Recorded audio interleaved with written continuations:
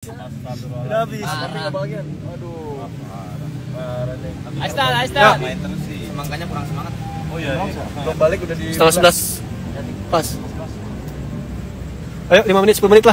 Ayo Sat. Ayo Sat. Balik lagi. Habis bisa. Aduh, kemana nggak muncul bisa. Tanya dapat Bang Amin. Men, perut aman. Waalaikumsalam warahmatullahi wabarakatuh. Alhamdulillahirrahmanirrahim. Salatu wassalamu ala asyrafil anbiya wal mursalin wa ala alihi wa sahbihi ajma'in. Alangkah baiknya diawali dengan bacaan basmalah dan juga qiraatul Quran. Silakan siapa? Pak VIP. Al-Fatihah. Bang Cuping, Ustaz Cuping. Oh, Ustaz Cuping mana? Ustaz Cuping. di baju dia. Oh. Habis salto katanya. Ustaz Rahmat. Ayo. Betul Ustaz. Ayo Ustaz, maju sini Ustaz. Isan.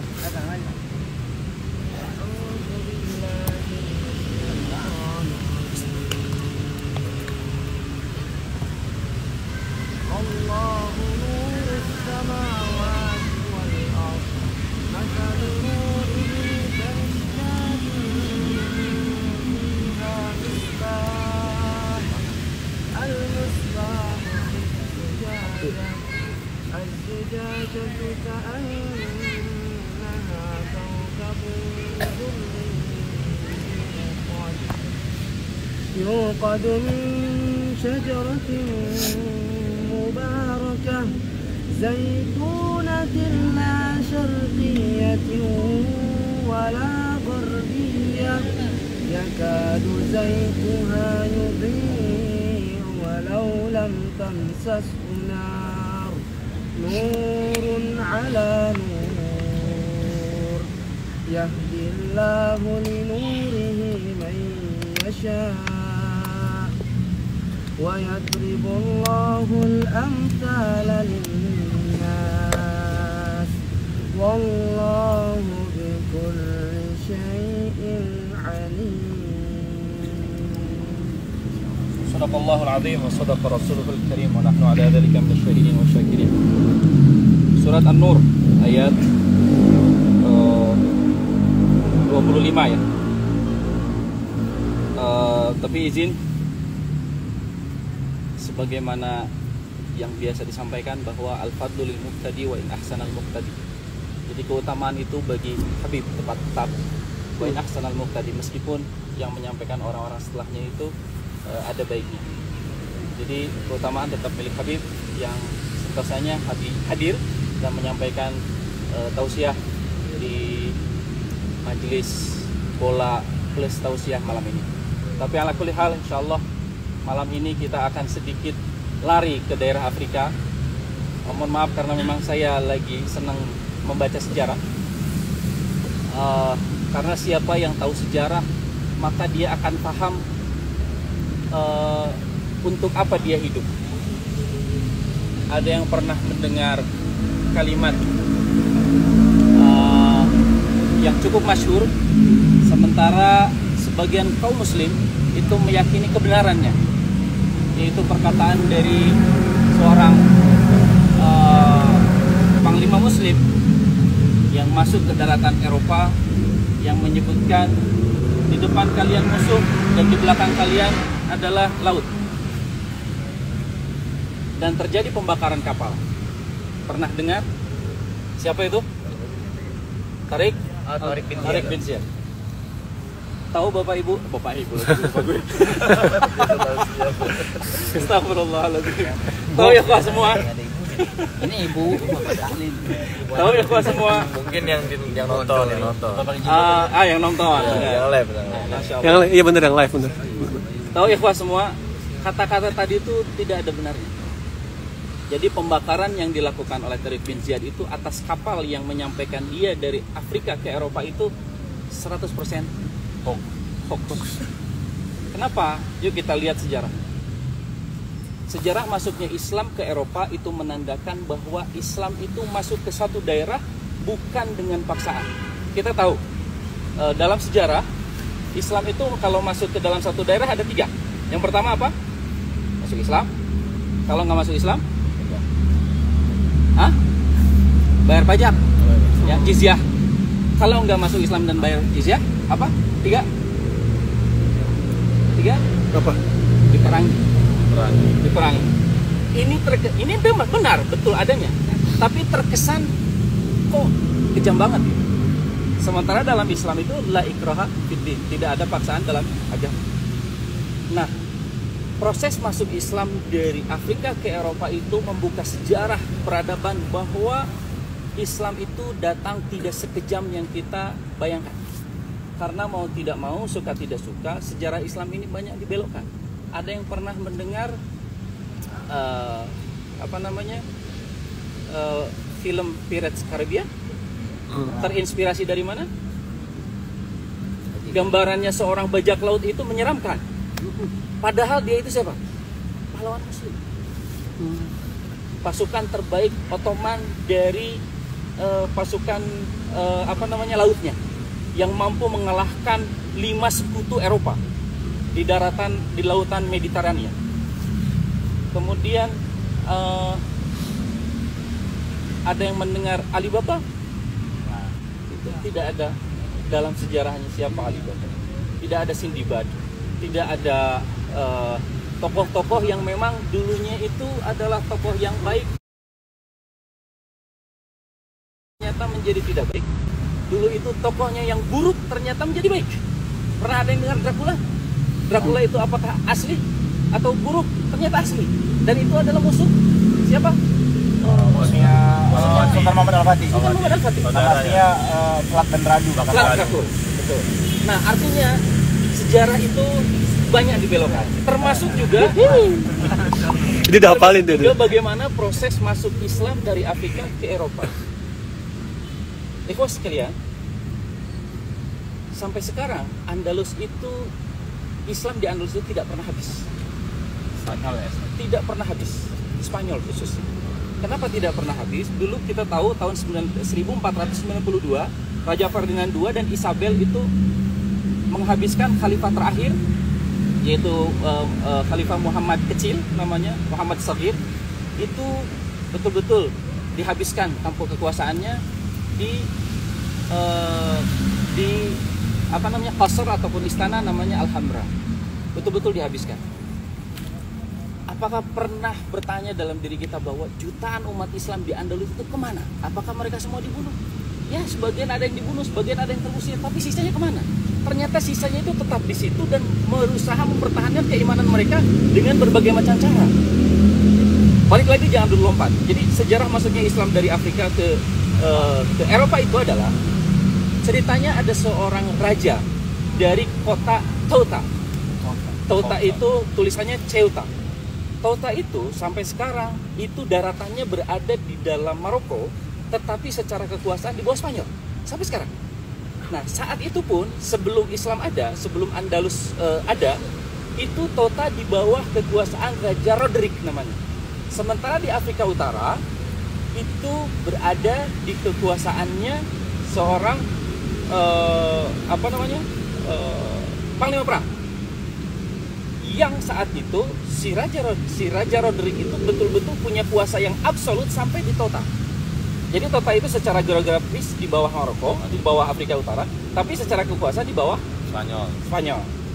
Singkat cerita, si Raja Julian ini dia mengutus anaknya, naruh anaknya di Raja Roderick. Berarti kurang lebih sama kayak Bizantium di bawah Romawi. Ya, jauh kan lokasinya. Kayak Konstantinopel. Tapi ya Konstantinopel. Konstantinopel di bawah kekuasaan Romawi. Ya, betul. Gitu. Jadi jauh. Nah, si Raja Julian ini ngutus anaknya naruh di Raja Roderick untuk sekolah, untuk belajar. Apa yang terjadi? Si Raja Roderick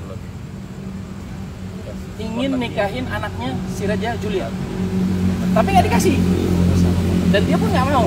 Akhirnya terjadi digasap sampai singkat ceritanya si anaknya Raja Julian ini, putrinya ini berusaha untuk ngasih tahu bapaknya bahwa dia dalam kondisi yang tidak baik-baik saja.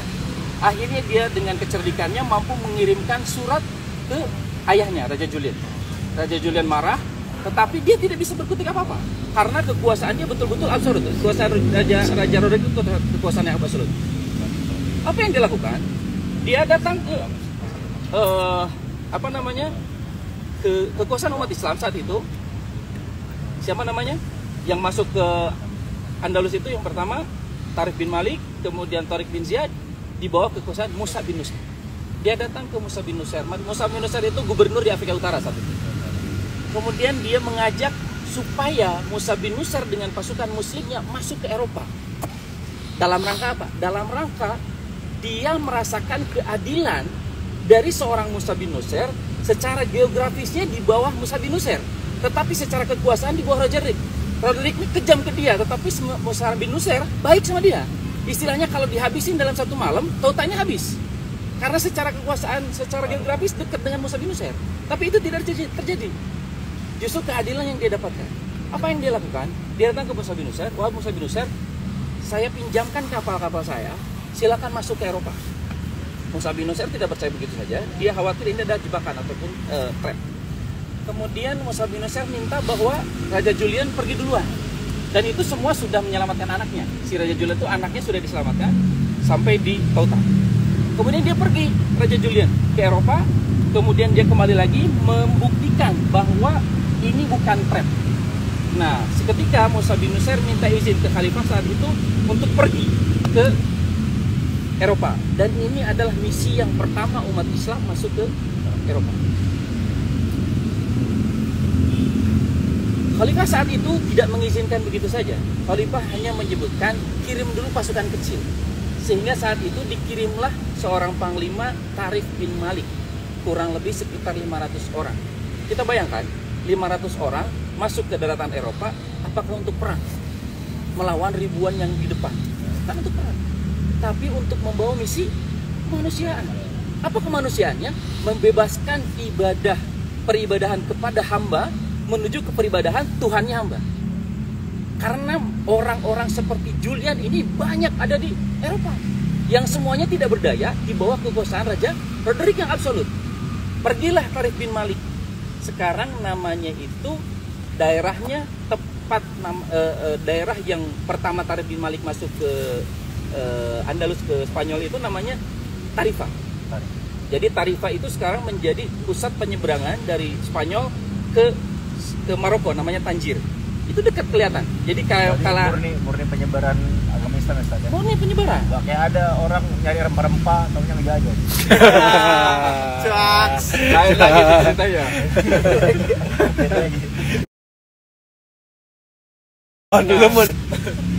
Nah, singkat cerita, masuklah Tariq bin Malik ke situ, kemudian dia screening dan ternyata penerimaannya cukup luas, cukup besar. Cukup menerima. Karena apa? Karena menawarkan freedom ataupun kemerdekaan. Setelah itu dia ngabarkan bahwa pasukan berikutnya datang di bawah kekuasaan, di bawah panglima baru Tariq bin Ziyad. Tariq bin Ziyad masuknya ke daerah yang berbeda, yaitu sekarang namanya Jabal Tariq. Lebih besar lagi. Jabal Gibraltar, lebih besar lagi. Pasukannya lebih besar lagi. Seketika Raja Roderick melihat ini adalah sebuah ancaman yang bakal menghabisi kekuasaannya. Barulah setelah itu ada peperangan demi peperangan.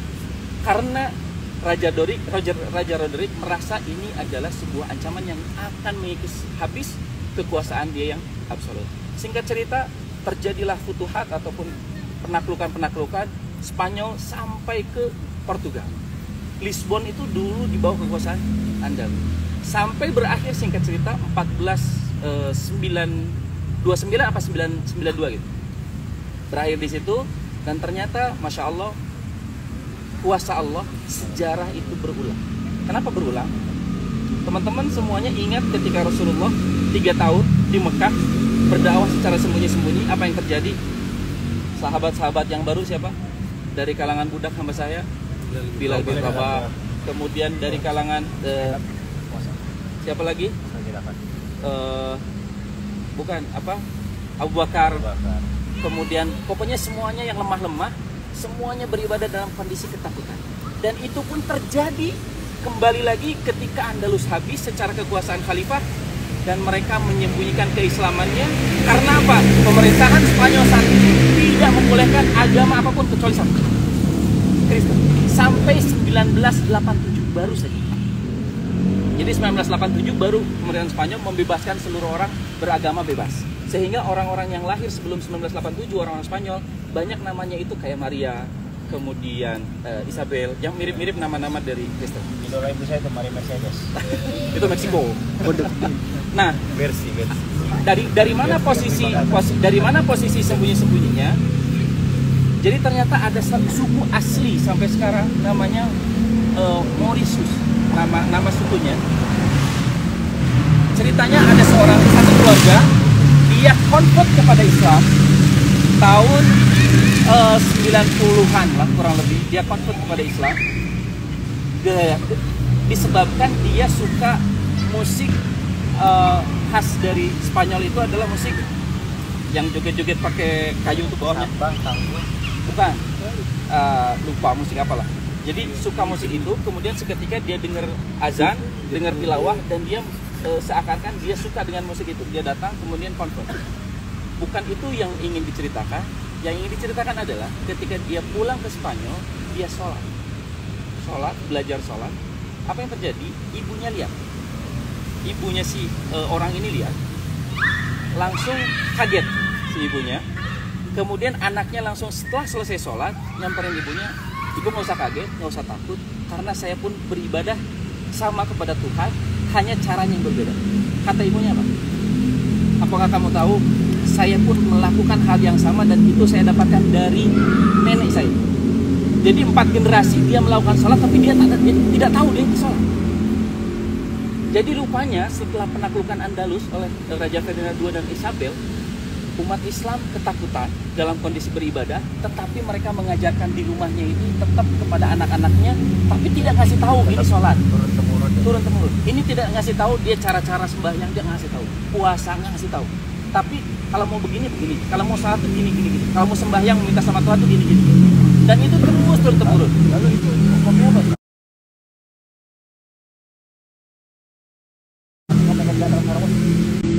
Hukumnya dalam kondisi ketakutan. Karena ancamannya di bawah. Apakah dikatakan mereka sebagai orang Muslim atau gimana? Allahu a'lam. Tetapi mereka berusaha menjaga keyakinan mereka. Bahkan ada satu cerita, ada satu komplek makam. Mereka nggak ngucapin syahadat. Ya nggak ngucapin syahadat. Hanya melakukan gerakan sholat. Betul. Kita nggak tahu itu hukumnya sama Allah. Tapi inti pelajarannya adalah Islam tidak pernah habis di Andalus. Bahkan ada satu komplek makam. Ini membuat diri kita merinding. Ya. Jadi makam itu ternyata dari tahun 1800-1900-an. Ketika makam itu dipugar dan si kotak tuh, kotak makam peti matinya itu dibuka, ternyata banyak, hampir semua peti mati di dadanya itu ada tulisan yang terbuat dari bukan kertas tapi dia kayak kulit. Tulisannya apa? Tulisannya dia Muslim tetapi dia tidak tahu. Jadi dia secara ritual kehidupan sehari-harinya dia seperti halnya Muslim, tapi dia tidak tahu. Dan ini baru ketahuan sekarang.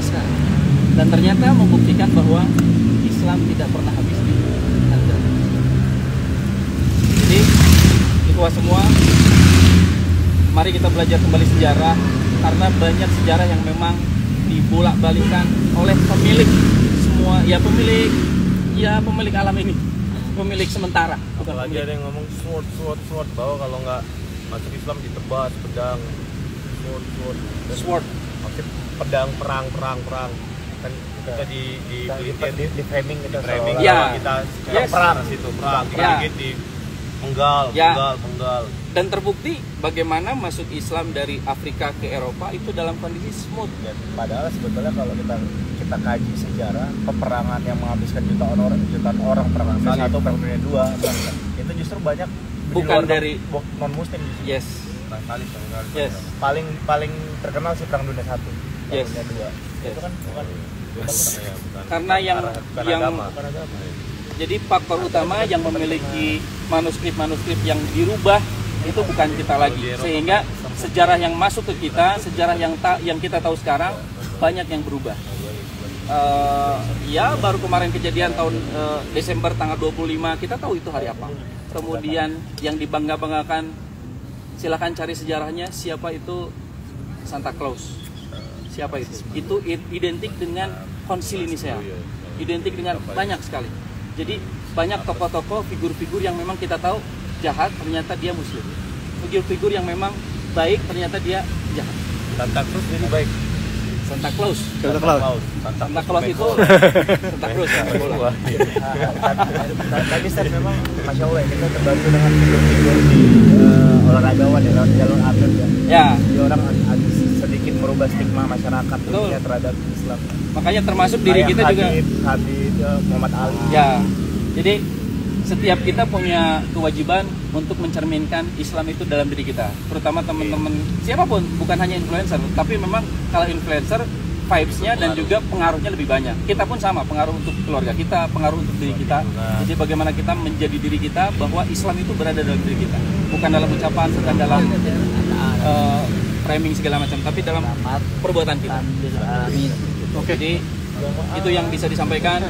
Mudah-mudahan Samson. Amin. Mudah-mudahan ada manfaatnya. Amin. Amin. Mulai sekarang kita tahu bahwa sejarah itu penting, dan sejarah Islam itu tidak mungkin dan tidak akan pernah dihabisi, tidak mungkin dan tidak akan pernah ditutup-tutupi, selalu akan ada dan selalu akan ada. Bahkan kita akan tahu hakikat sejarah yang benarnya itu seperti apa selama kita yakin bahwa Allah itu selalu memberikan yang terbaik bagi kita. Oke, amin. Kebenaran itu mutlak dari Allah Subhanahu wa taala, yang salah itu dari saya pribadi. Alaikum minkum. Tutup dengan bacaan kafaratul majlis. Subhanallah. Assalamualaikum warahmatullahi wabarakatuh. Waalaikumsalam warahmatullahi wabarakatuh. Santa Claus. Kira Santa Cruz, Santa Claus itu pembunuh. Oh, pembunuh itu malah. Bukan kayak Robin Hood yang bagi-bagi. Ya, itu di framing begitu. Malah pembunuh. Jadi dia itu termasuk Oh, masih 10 kan? 9.